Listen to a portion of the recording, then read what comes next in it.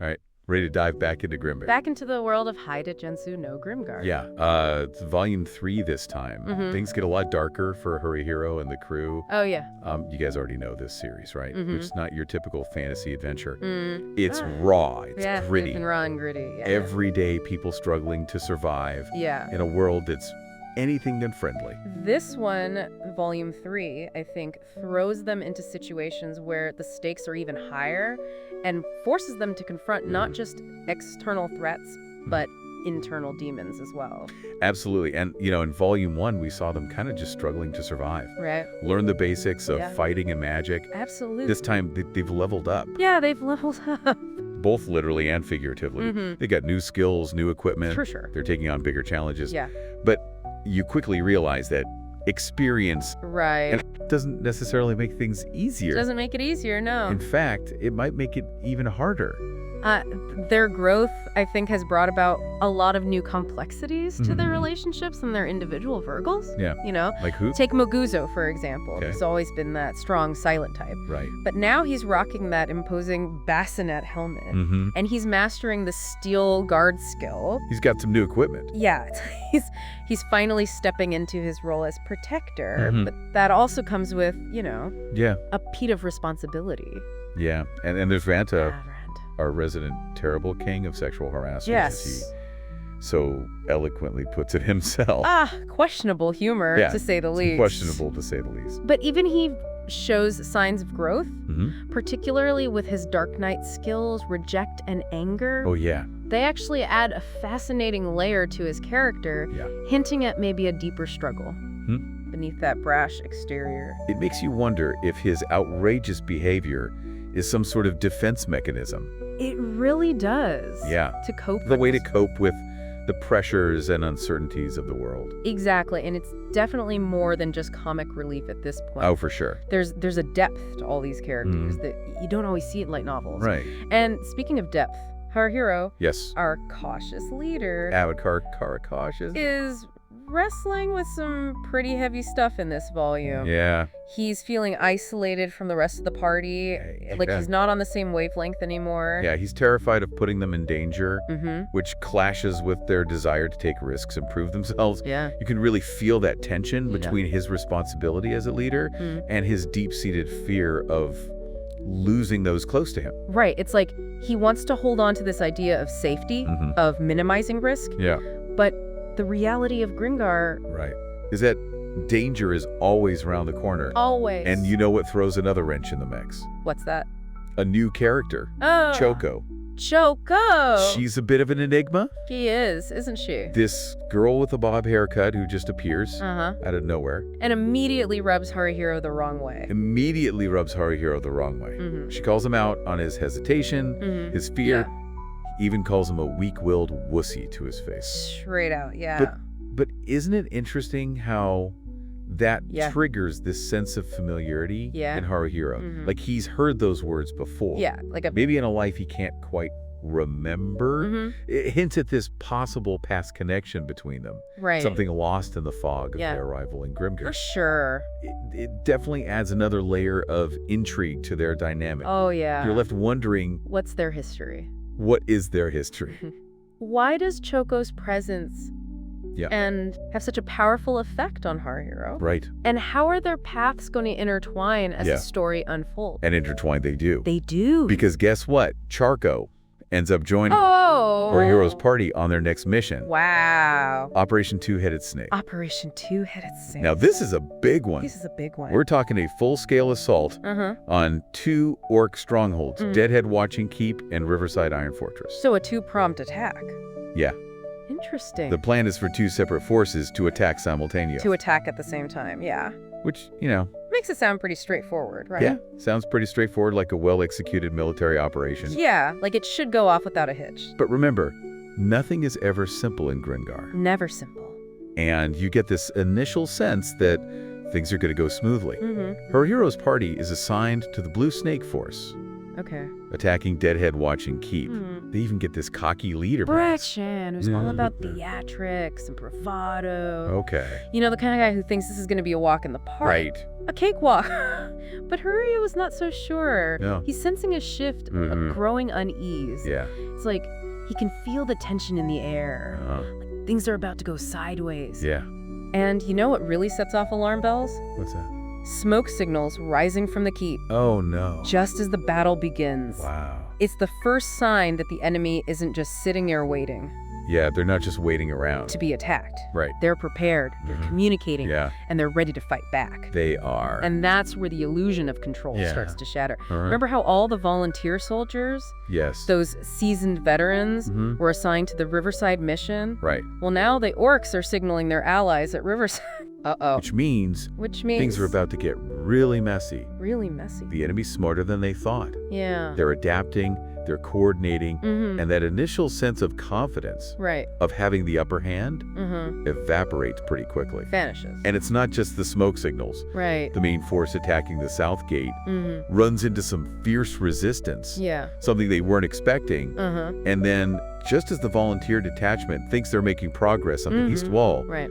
Urk reinforcements arrive from the north gate, Oh. turning the tide of the battle. Oh, wow. It's like everything starts to unravel fast. Poor It goes Kate. from this calculated operation Yeah. to pure chaos Yeah. in the blink of an eye. And in the midst of all this chaos emerges a figure who really embodies the raw, brutal power of the enemy. Okay. Keeper Zoran, leader of the Zesh clan. Mm-hmm. He enters the battle wielding 2 swords, radiating this aura of menace that just chills you to the bone. He cuts through the volunteer soldiers. He does. They're nothing. Like they're nothing. And tragically, Choho and her party yes. are among his first victims. Right. The way the author describes their death is brutal. Almost matter of fact. It's a gut-wrenching moment. It is. Not just because of the loss of life, Right. but because it shatters this illusion of safety that Haruhiro has been clinging to. Yeah. He witnesses Choko's death firsthand, Mm-hmm. and you can feel the impact it has on him. Yeah. It's like a punch to the gut, Right. both physically and emotionally. Yeah. He's already struggling with his leadership anxieties, Right. his fear of losing his comrades, and now he's confronted with the reality of death Yeah. in its most visceral form. And its most raw form. And it's not just the grief. No. There's that lingering question of their past connection, that flash of shared memories Yeah. experienced just before Choko was killed. Right. He doesn't understand it. He doesn't know what it means. Mm-hmm. But it clearly has a profound effect on him. Yeah. He's grappling with so much at this point. Mm-hmm. The chaos of the battle, Yeah. the loss of Choko, the weight of leadership, Mm-hmm. and this mysterious connection Right. to a past he can't quite A grasp. past he can't grasp. It's a lot for anyone to process. For sure. Especially in the middle of a life or death situation. Uh-huh. And as Zoran continues his relentless assault, forcing Haruhiro and the remaining volunteer soldiers to retreat, Yeah. they find themselves trapped in a watchtower, facing this desperate last stand against an enemy Wow. that seems unstoppable. Yeah. An enemy that seems unstoppable. It's the ultimate test of their strength, Mhm. their resilience, and their will to survive. Their will to survive. Absolutely. And it's not just about physical survival, is it? No, I don't think so. It's about confronting their deepest fears, Mhm. their vulnerabilities, Right. and finding a way to overcome them Yeah. in the face of overwhelming odds. Absolutely. Because if they don't, Mm. they won't just lose their lives. Right. They'll lose themselves. They'll lose themselves. Stay tuned Oh. to find out what happens next in this thrilling continuation of our Yeah. deep dive All right. into Hide at Gensou's No Grimgar, Volume 3. Can't wait. So here they are, huddled in this crumbling watchtower with Zoran and his cronies closing in. Right. Practically feel the walls closing in on them. Yeah. The weight of every bad decision, every loss pressing down. Yeah, it's claustrophobic. It's claustrophobic, both Yeah. literally and figurative. Both literally and figuratively. How do you even begin to process that kind of pressure? It's interesting how the author kind of parallels Haruhiro's internal struggle with this external siege. Yeah. Inside, he's battling, his own doubts and anxieties, while outside, Zoran embodies this raw, primal force that threatens to consume them all. It's like they're trapped between a rock and a hard place. Yeah. With no easy way out. But amidst this chaos, Right. there's this flicker of hope, Uh-huh. this tiny ember of resistance Yeah. that refuses to be extinguished. And refuses to be extinguished. What's the turning point? that moment where they shift from despair to action. It's subtle, almost unnoticeable at first, but her hero, in a moment of clarity, realizes that Zoran, for all his brute strength, has a weakness. Okay. Remember that old injury? Oh. That stiffness in his right arm? Yeah, it seemed like such a minor detail at the time. Yeah. Like, who's paying attention to an old wound when there's a giant orc warrior trying to kill you? Yeah, you're a little preoccupied. But her hero does. He's always been observant, analytical, picking up on these tiny inconsistencies that others miss. Absolutely. And in this desperate situation, that attention to detail becomes their saving grace. Their saving grace. So how does he exploit this weakness? Right. It's not like they can just point at it. Right. You can't just point and say, hey, watch out for the real. Yeah. Hey, Zoran, your right arm's a bit dodgy. Your right arm's a bit dodgy, yeah. Mind if we attack you there? Mind if we attack you there? It's a gamble. It is a gamble. Long shot. It is. But her hero knows they need to do something drastic to even the odds. Even the odds. He turns to Ranta, of all people, Oh, Ranta. and dangles a carrot, 100 gold coins, the bounty on Zoran's head. Ranta motivated by money? Yeah. Color me shocked. But seriously, in that moment, Yeah. the promise of riches might be the only thing that can cut through the fear and get him to focus. Get him to focus, exactly. Her hero's plan is risky. It is. Relies on precise timing and a bit of luck. And a little bit of luck. Ranta's job is to distract Zoran to draw his attention away from Maguzo, who's preparing a special attack. Maguzo's got a special attack. Yeah, Maguzo's got a special attack. I thought he was all about defense. Yeah, I thought he was all about defense. An impenetrable wall of muscle and steel. But even the most steadfast defender can unleash a devastating counterattack when the moment is right. Okay. And this one is a doozy. Okay. He calls it the thanks slash. The thanks slash. The thanks slash. Seriously. Yeah. It sounds more like something you'd find at a children's menu. More like a Denny's menu item. Yeah, than a move that could take down a legendary orc warrior. Than a legendary orc warrior move, yeah. I know. But it kind of makes sense when you think about Maguzo's character. Right. He's not about flashy moves. Right. He's not about boasting. He's about gratitude. About acknowledging the support of his comrades. And this attack, this thanks slash, is his way of expressing that gratitude. Okay. Of returning the favor.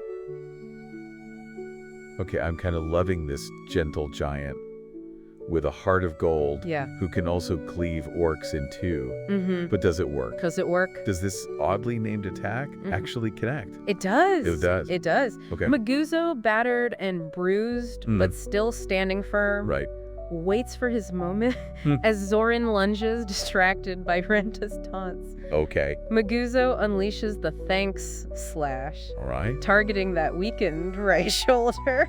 It's like watching a David and Goliath battle. Idiot. Except this time, David's got a really big sword and a sincere appreciation for his buddies. A really big sword and a sincere appreciation for his friends. The impact is devastating. It is.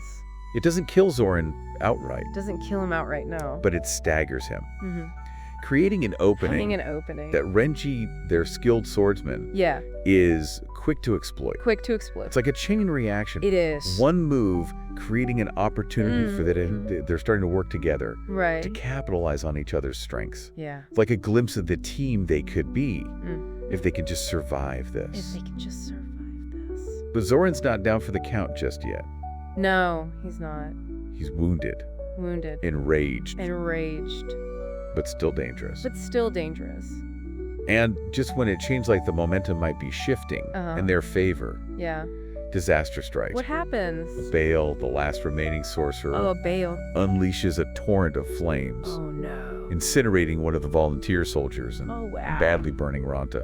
Talk about a gut punch. Yeah. Just when you think they might actually pull this off, they get slammed with this brutal reminder that victory is far from certain. How do they possibly counter that kind of firepower? Yeah. It's like fighting a dragon with a water pistol. It really is. It's a moment of sheer terror of realizing that even their best efforts might not be enough. Might not be enough. But even in the face of this fiery inferno, right, they refuse to give up. Yeah. Shihoru, the quiet mage Shihoru. who often blends into the background Yeah. and steps up. Wow. She uses her shadow magic to distract a Bale, Oh. buying precious seconds for Yume, okay. their skilled hunter, to attack. Shihoru in the spotlight. Yeah, Shihoru in the spotlight. That's not something you see every day. That's not something you see every day. It's like the quiet kid in class. Yeah. Suddenly acing the presentation. Yeah. Everyone else was dreading.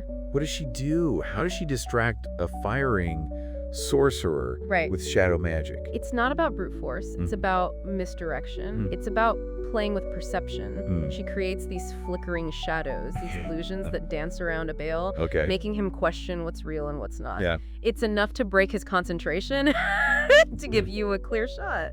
And you with her throwing knives. She's deadly accurate. Oh, yeah. She wouldn't miss a target the size of a barn, Yeah. let alone a sorcerer momentarily distracted by spooky shadows. Right. She doesn't, her knives find their mark, wounding a Bale, Wounding him.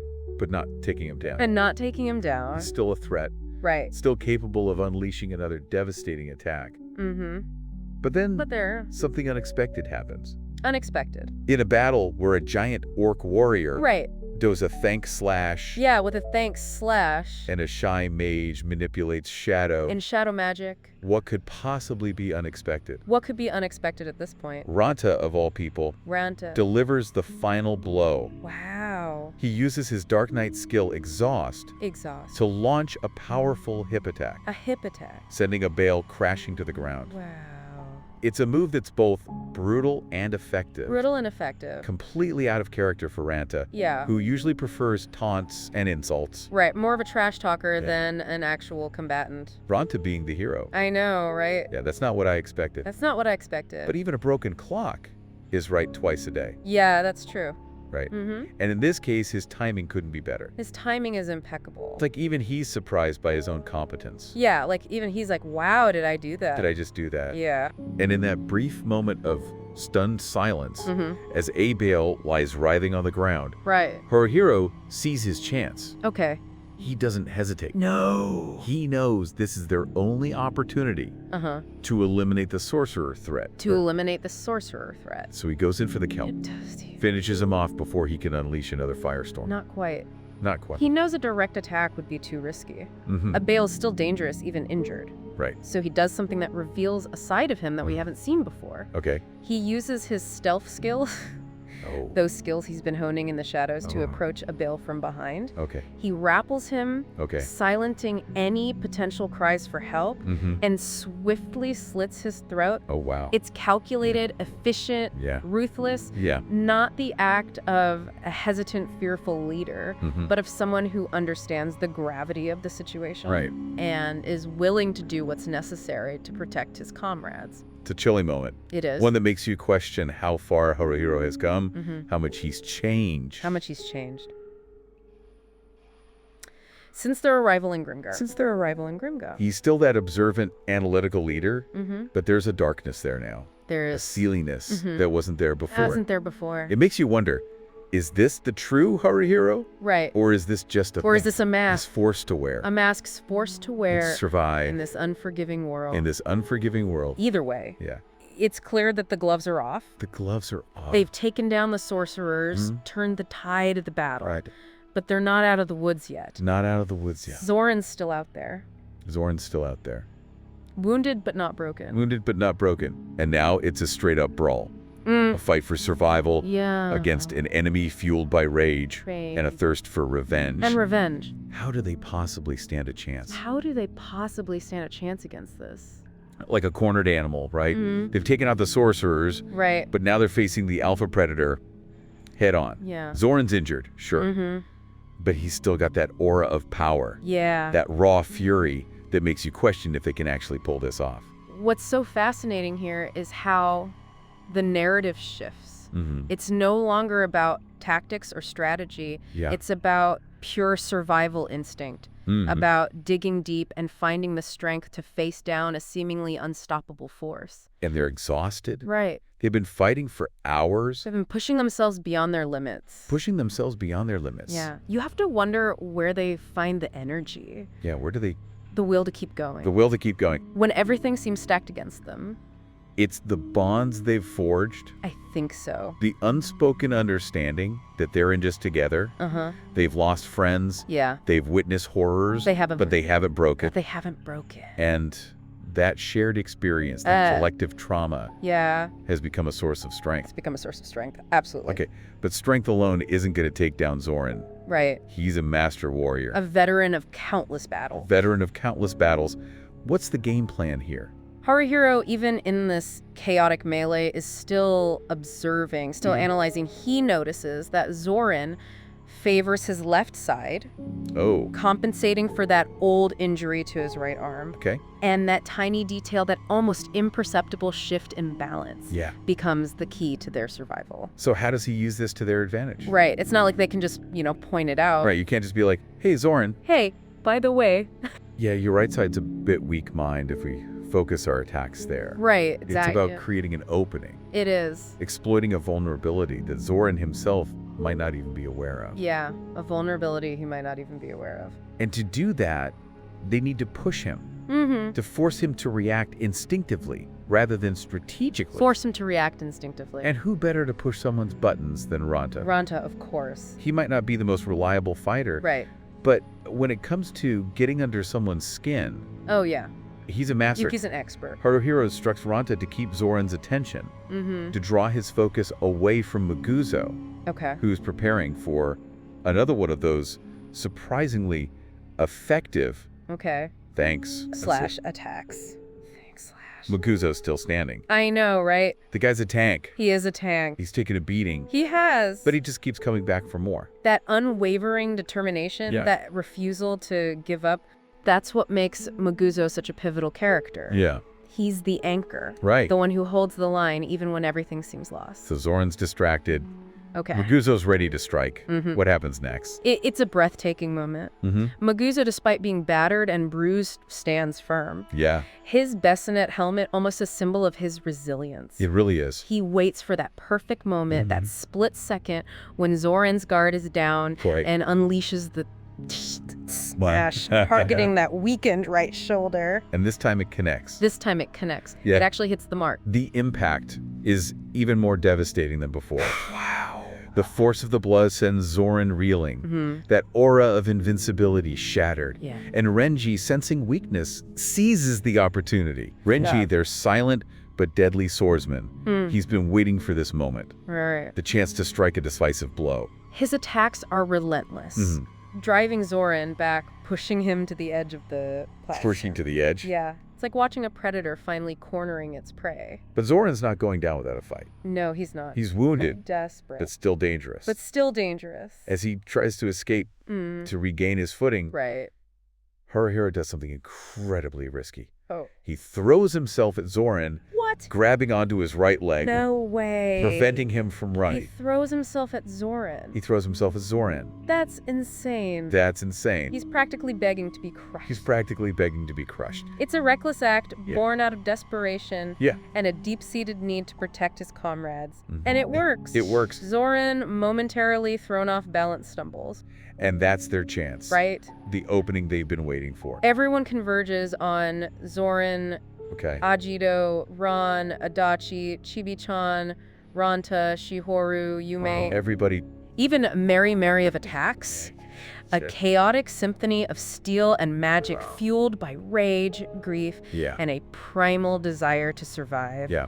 It's brutal, it's visceral, it captures the sheer ferocity of their determination. They're not holding back. They're not holding anything back. They've lost too much, suffered too much to let this opportunity slip away. And under the weight of this combined assault, Zoran finally falls. Wow. The battle is over. They actually did it. They did it! They took down a legend. A legend! But the silence that follows this victory is deafening. It really is. It's not the triumphant roar you'd expect, Right. but this quiet, somber acknowledgement of the cost of this victory. Yeah, the source makes it very clear that this victory is bittersweet. They're alive, They're alive. but they're not unscathed. But they're not unscathed. Choco and her party are gone. Gone. Countless other volunteer soldiers have fallen, They have. and even Muguzo, their steadfast protector, Right, their anchor. is grievously wounded. Grievously wounded, yeah. Muguzo, he's the heart of that party. He is. He doesn't make it. Right, it casts a long shadow over their victory. Yeah.